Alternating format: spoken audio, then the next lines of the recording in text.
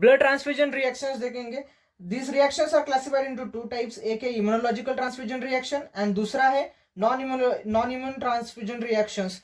Immunological transfusion reaction में it may be against the red blood cells, leukocyte, platelets and immunoglobulins. Non-immune transfusion reactions include circulatory overload, massive transfusion, transmission of infection and ear embolism, thrombophlebitis and transfusion hemocytosis. Now let us see the immunological transfusion reactions. These are पहला आएंगे hemolytic transfusion reaction.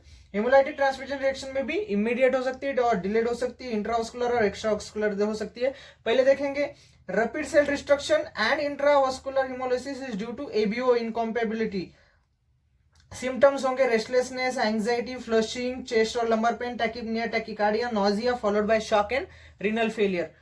अब extravascular hemolysis is more often due to immune antibodies of the RHI system. The clinical manifestations are relatively less severe and usually consist of malaise and fever, but shock and renal failure may rarely occur.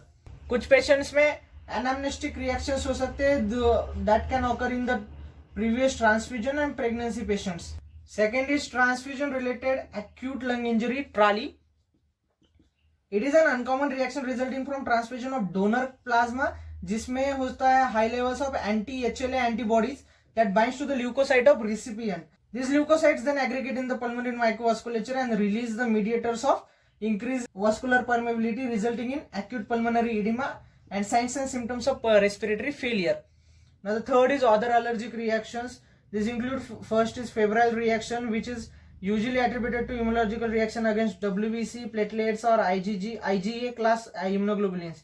Second is patients with antibodies against IgA molecules sometimes develop anaphylactic shock on transfusion of blood from the human subject.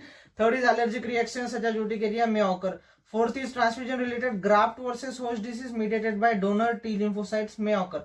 Now let us see the second type of reaction, that is non-immune transfusion reactions.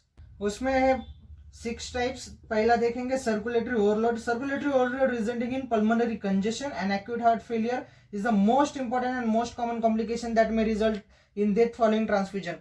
ये risk ज्यादा होता है in patient with chronic anemia and in infants and in elderly patient. Onset में भी immediate हो सकता है और delayed हो सकता है up to 24 hours.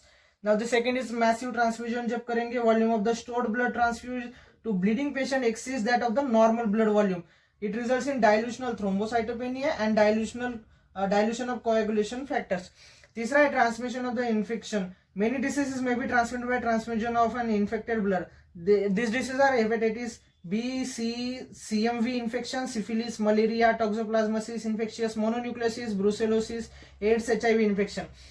इनका इंसिडेंस ज्यादा होता है दो in patients with haemophilia, thalassaemia major, acute leukaemia, acute severe हेमोरेजेस.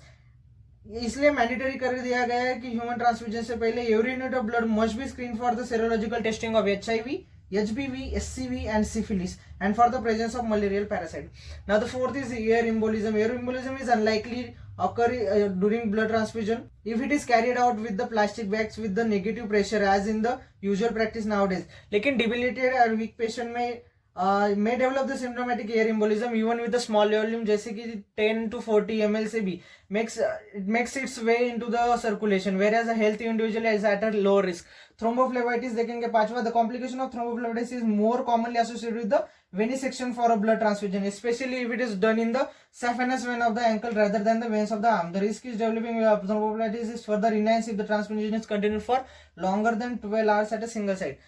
छठा देखेंगे transfusion hemocytosis. Post transfusion iron overload with deposition of the iron in the tissues of the body occurs after repeated transfusion जबकि absence of any blood loss. Example देखेंगे thalassaemia major and in the severe chronic refractory anaemias.